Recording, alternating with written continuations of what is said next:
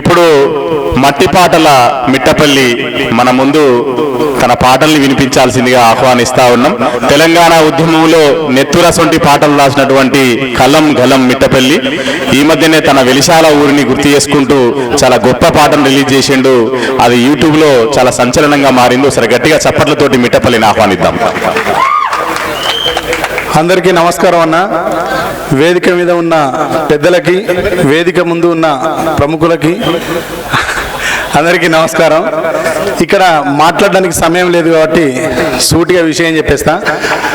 గోరేటి వెంకన్న మాట్లాడి పాట పాడి ఏదో చిన్న రెండు ముచ్చట్లు వెళ్ళిపోతున్నప్పుడు ఎందుకు గోరేటి వెంకన్న పాట పాడు అని ఎందుకు అడిగినా, ఇంకోసేపు మాట్లాడమని ఎందుకు అడిగినా అంటే, శంకర్ అన్న చెప్పరా అదే చెప్పేదిరా ఎందుకు చెప్పినా అంటే, గద్దర్ అన్నని నలిగంటి శరత్ అని మిత్రుడు నేను లాస్ట్ టైం కలిసినప్పుడు నా పుస్తకానికి ముందు మాట కోసం అన్నను కలిసినప్పుడు అన్న మాతోని ఒక 3.5 గంటలు మాట్లాడిండు.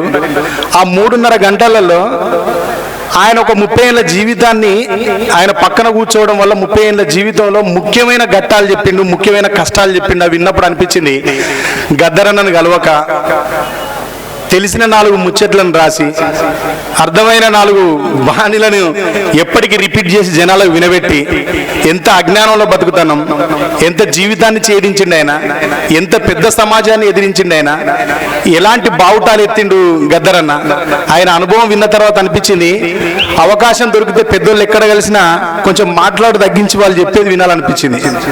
అట్లా గద్దరన్నతో సెకండ్ సెషన్ ఉండే మాకు ఒక కాఫీ హౌస్ పెట్టండిరా మీరంతా. నాకు ఆ కోరిక ఉండే, పెట్టలేకపోయినా నేను. నువ్వు మిట్టపల్లి నువ్వు తలుసుకుంటే అవుతుందిరా ఈ తరంలో నీతోని, నీ వెనక పిల్లలందరూ ఉంటారు మీ జనరేషన్ వాళ్ళంతా, మీరు కొద్దిగా అటో ఇటో సంపాదిస్తారా, మా లెక్క కాదు. మీరు కొంచెం అంతా ఒక యూనిటీగా ఉండి ఒక కాఫీ హౌస్ పెట్టండి, అక్కడ కవులందరూ కలవండి, కలిసి కూర్చొని మాట్లాడుకుంటారా, దానివల్ల ఎక్కువ పట్టొస్తుంది, సమాజం మీద మీకు ఇంకా కనువిప్పు కలుగుతూ ఉంటుంది, ఒకరినొకరు కలుస్తూ ఉంటే.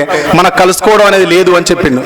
ఇలా ఇంతమంది పెద్దలు కలిసినప్పుడు గంటా చక్రపాణి అన్న 3 నిమిషాలకు కుదించినప్పుడు అన్న సమయాన్ని చాలా బాధ అనిపించింది. నేను మాట్లాడకున్నా పర్వాలేదని చెప్దాం అనుకున్నా, కానీ నేను చెప్పకపోతే ఈ సబ్జెక్టు ఎవరు చెప్పరు.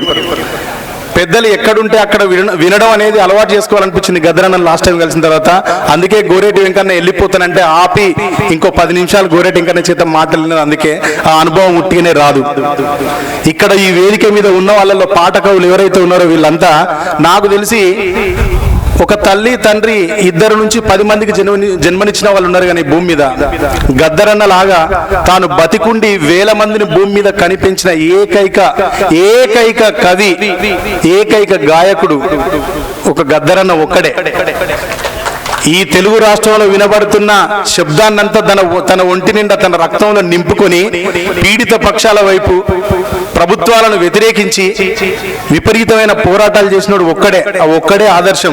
ఆయన గురించి మాట్లాడుకోవడానికి ఈ వేదిక మీద సమయం లేదు కాబట్టి ఆయన మాకు చెప్పిన చాలా విషయాలను చెప్పాలి, మాట్లాడాలి, కానీ ఇక్కడ సమయం కుదరదు కాబట్టి నాకు ఈ అవకాశాన్ని ఇచ్చినందుకు సభాధ్యక్షులు రవి అన్నకు, ఈ వేదిక మీద ఉన్న పెద్దలందరికీ కృతజ్ఞత తెలియజేస్తూ సెలవు తీసుకుంటున్నాను. Thank you.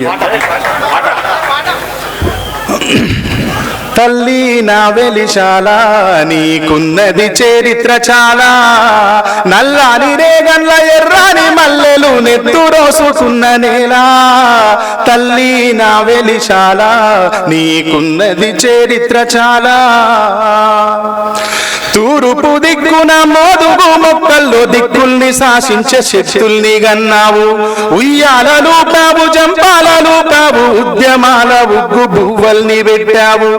ఎండిన ఆకుల ఎన్ను పూసల నుండి ఆయుధాలు తీసి పోరాడమన్నావు. తల్లి నా వెలిశాల నీకున్నది చరిత్ర చాలా, తల్లి నా వెలిశాల. త్యాగాల కాగితం, మరణాల సంతకం నీ గుండె గొంతుతో చదువుకోమన్నావు. ఉద్యమం ఏనాడు ఓడిపోదన్నావు, రాజకీయాలను కూలదొయ్యమన్నావు. ఎర్ర జెండాలెత్తి దొరల గుండె పైన దండుతో దండిగా దాడి చేయమన్నావు. తల్లి నా వెలిశాల నీకున్నది చరిత్ర చాలా, తల్లి నా వెలిశాల. ధన్యవాదాలు.